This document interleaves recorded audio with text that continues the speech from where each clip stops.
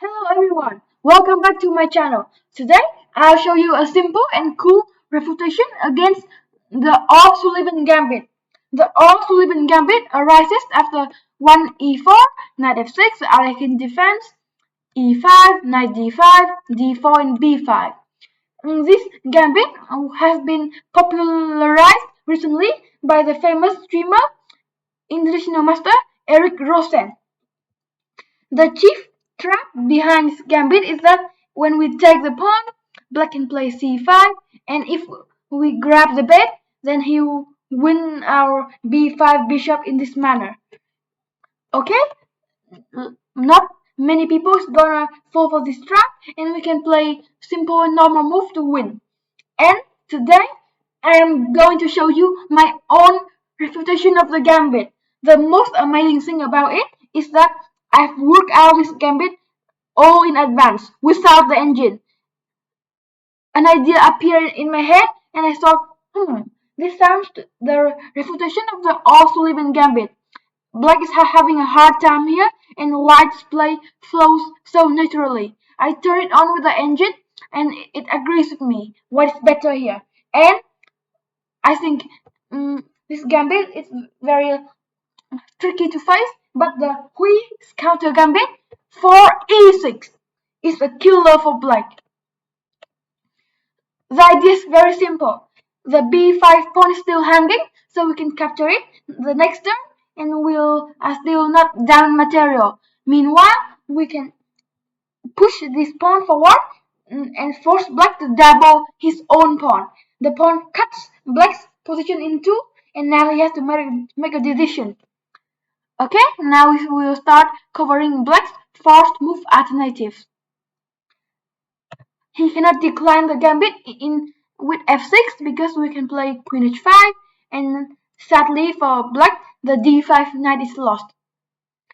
If he play an ignorant move like bishop b7, matter isn't going to end well for him either. We can check, low risking out, and simply play knight f3. And white's winning here with all the threats like bishop b5, knight e5 check, and black's king won't survive the assault.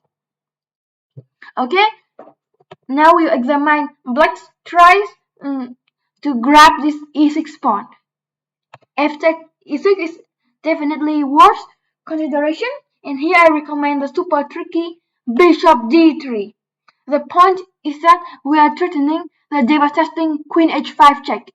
For example, if black play some random move on the queen side, for example c5, then we'll deliver the knockout blow with queen h5 check, g6, and bishop g6 mates here. But no, we have an elegant queen sacrifice that also ends the game. Queen g6 check, yes, and bishop takes. A beautiful mate that ends the soul and dream of the O'Sullivan Gambit players. Okay, that's if black ignores our threat. Now let's see what happens if he accepts the challenge. He can play g6 to prevent queen h5, but then there is the alpha zero trust h4 to dismantle the g6 pawn. After bishop g7, h5, black is in big trouble with such a weak king, and white has big pressure on the king side. According to the engine, black's already lost. After bishop d3, maybe the best try for black is to play knight f6. Here bishop b5 is perfectly fine, but I'm afraid that there might be some tricks happening along this diagonal with the bishop. So I recommend the prophylactic move c3. Block the diagonal and avoid this annoying check just in case. Here I'll cover two black options. First of all, g6 can be made in the same fashion as this one. We'll play h4 and black is in deep trouble with h5 to come. c5 is a desperate attempt to complicate matters, but we can play d takes, bishop b7, and then simply play knight f3. The engine suggestion and a natural move to play in practice is to try to regain the pawn with queen c7. And here I suggest the venomous rook switch, a4, rook b takes, and rook a4.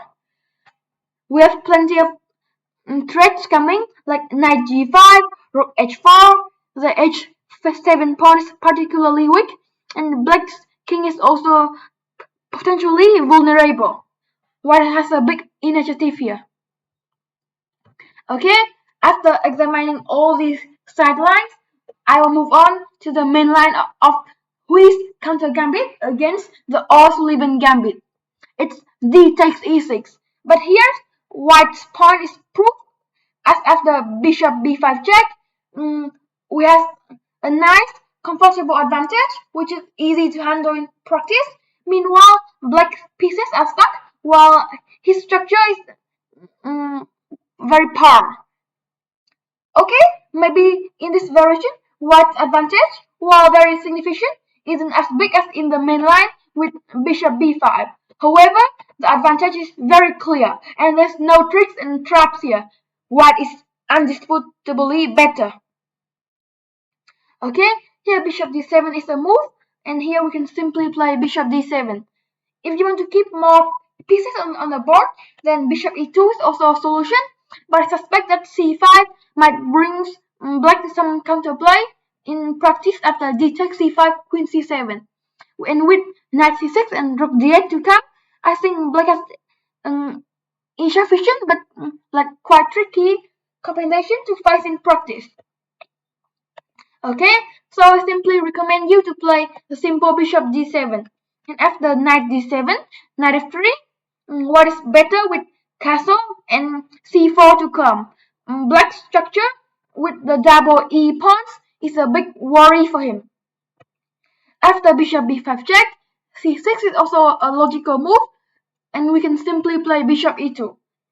We have a crushing positional advantage here with knight f3 to come, castle.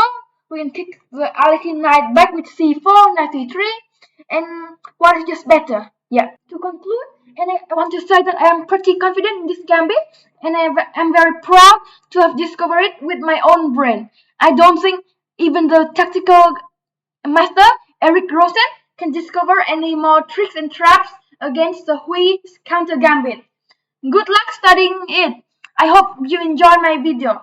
If you enjoy it, don't hesitate to click the subscribe button, and that would help me out a lot. Also, if you win fantastic games and easy victories with the Hui's counter gambit and you have destroyed the O'Sullivan Gambit practitioners' dreams and so, please let me know. I'll be very happy. Bye bye!